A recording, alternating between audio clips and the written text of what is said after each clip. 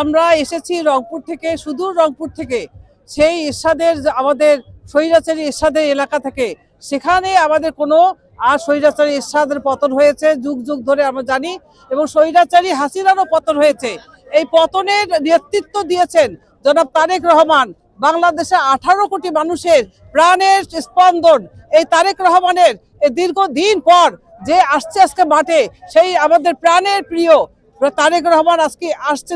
যে দীর্ঘ 18 বছর ধরে, 17 বছর ধরে তিনি লন্ডন থেকে আমাদেরকে নির্দেশনা দিয়ে বিএনপির একটুকু ভাঙতে পারেনি, নড়তে পারেনি, চড়তে পারেনি, আন্দোলনের সংগ্রামের নেতৃত্ব দিয়েছেন সেই তারেক রহমানকে আমরা শুভেচ্ছা জানাতে শুধু রংপুর থেকে এসেছি। আগামী দিনে সুন্দর একটি বাংলাদেশ আমরা গড়ব তারেক রহমানের নির্দেশে।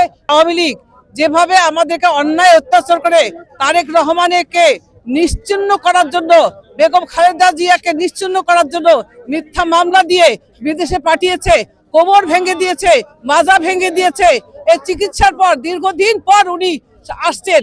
উনি কিন্তু দেশ ছাড়ি খালি বেগম খালেদা জিয়া পালাননি, তার সন্তান বিদেশে ছিল।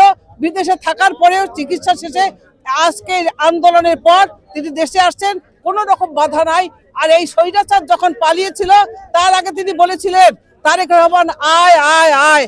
সেই স্বৈরাচারকে বলতে চাই, হাসিনা তুমি কোথায়, তুমি দেশে আসো, দেখো তারেক রহমান কিভাবে বীরের বেশে আজকে আসছে। এক্সট্রিম মশার কয়েল প্ল্যান্ট ফাইবার দিয়ে তৈরি, তাই সহজে ভাঙে না, সুগন্ধিযুক্ত ও নিরবিচ্ছিন্নভাবে জ্বলে। ডেঙ্গু, চিকুনগুনিয়া বাহি সহ যে কোনো মশার বিরুদ্ধে দেয় এক্সট্রিম সুরক্ষা। তুমি পালিয়েছো, তোমার দেশে জনগণ তোমাকে মানে নাই, তুমি পালিয়েছো, কিন্তু তারেক রহমান দেশের জনগণ তার বুকে টেনে 18 কোটি লোকের স্পন্দন আজকে তারেক রহমান দেশে আসছে। তারেক রহমান দেশে আসতেছেন, এটা আমাদের কাছে মনে হচ্ছে স্বপ্নের মতো। আমরা খুবই উচ্ছ্বসিত, খুবই আনন্দিত।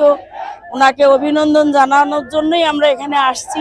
যতক্ষণ না উনি দেশের মাটিতে পা দিবেন, ততক্ষণ আমাদের যত কষ্টই হোক, যেভাবেই হোক, আমরা তাকে দেখার প্রতীক্ষায় আমরা আছি।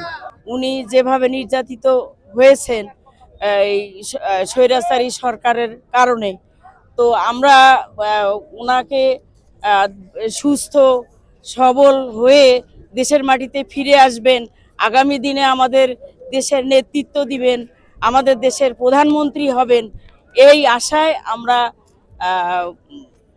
ওনাকে দেখার জন্য, ওনার দুইটা কথা শোনার জন্য আমরা এখানে আসছি।